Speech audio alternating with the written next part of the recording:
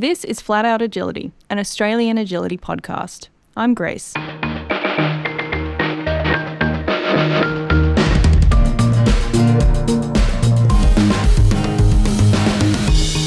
Agility training is building a house.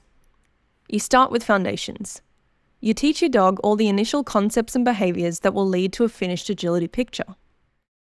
The foundations are the slab everything else is going to sit upon. So if you don't put in the time and effort into getting those foundations in place, you won't have a solid conceptual base to build on. Once your foundations are in place, you start framing the house. You add the context for what the agility picture will look like. You introduce the actual equipment. You bring the individual foundational skills into a broader frame of reference for your dog. If you don't make a sturdy frame around your house, it won't be able to support all the other parts of the house. Once your house is framed, you have to secure it. Lock-up is when you make your house fully sealed and weather-tight. You make sure your dog has all the emotional and environmental skills it'll need to cope in agility. You make sure the dog is safe and secure in the sport so that it can actually perform at its best. If your house can't handle the elements, the issue isn't the weather. After lock-up, you need to do the fix-out for your house. That's all the interiors. So you move your dog into sequencing, making sure your dog understands the full scope of an agility course and what is required. Each skill is now proofed in sequence alongside other skills to ensure the dog is capable. You are building fluency in each skill. After fix-out, you move into finishing your house, which is putting in all the final details. You run full courses and work out what still needs adjustment, where you need to add more clarity, what you need to tidy up before you start entering competition. Then your house is finally built. You've done everything you need to train an excellent agility dog. It's all done, right? Except now there's maintenance to do. Houses don't stay perfect and new forever. You need to keep them in good condition. You need to fix any breaks, patch any holes, repaint damaged walls. Not to mention renovations. What about when you need to redo the kitchen because it's completely outdated and not fit for purpose anymore? Agility skills decay. Criteria drift happens. And what if you're new to house building and you get to the fix-out stage and realize you didn't frame one room properly and you need to do structural repair? Or you didn't seal the roof properly and now it's leaking? Some carpenters have been working in the industry for decades, but you're an apprentice still and you've missed something important. Let's have an example. I described my process of training my dog Topaz for competition in episode 4, From Foundations to Trialing. And it was an honest explanation of that journey from Topaz's puppyhood to her first year of trialing.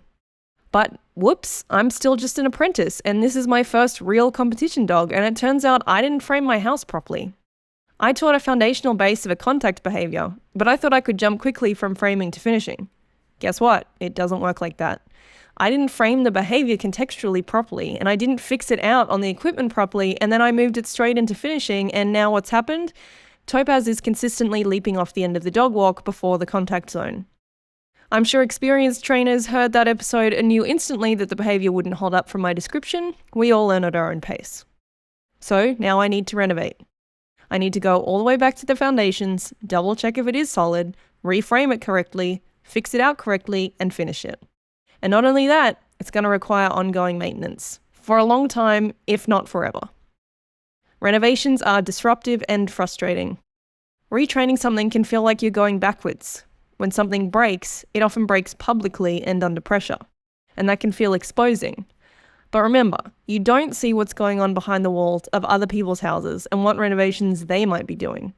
Nobody posts the slab pour, nobody films the hours of reframing. We celebrate the finished kitchen, not the insulation.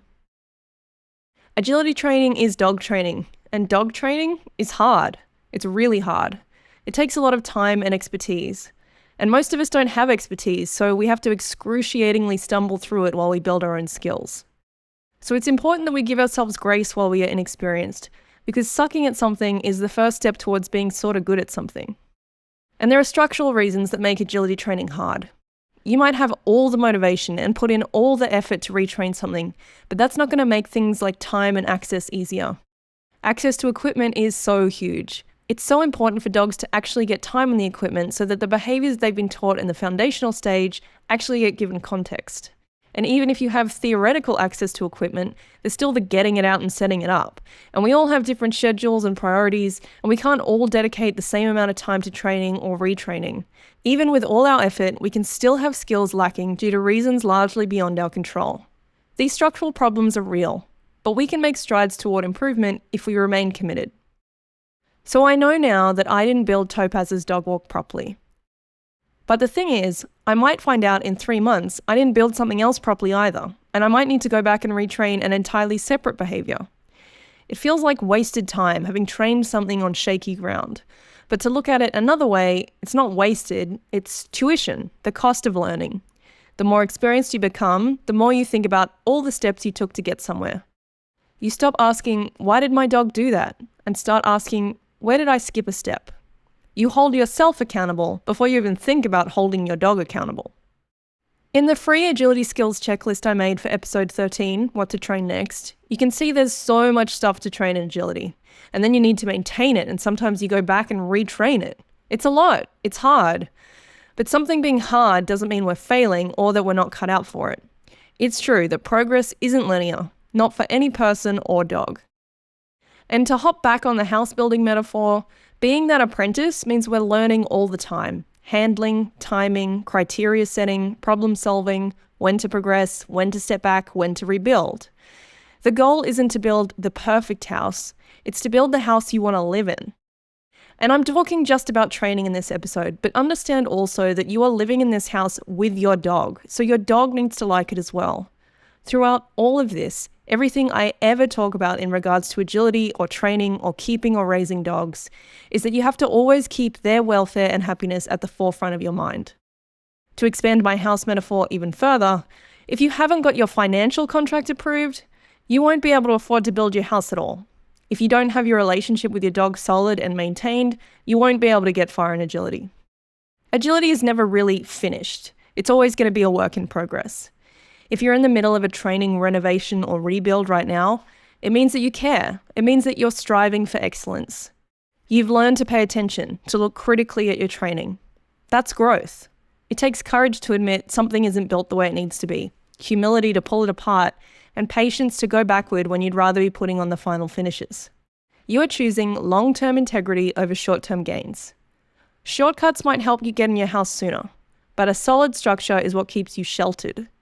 Agility is building a house, so don't go making it out of glass. This has been Flat Out Agility. Be kind to dogs.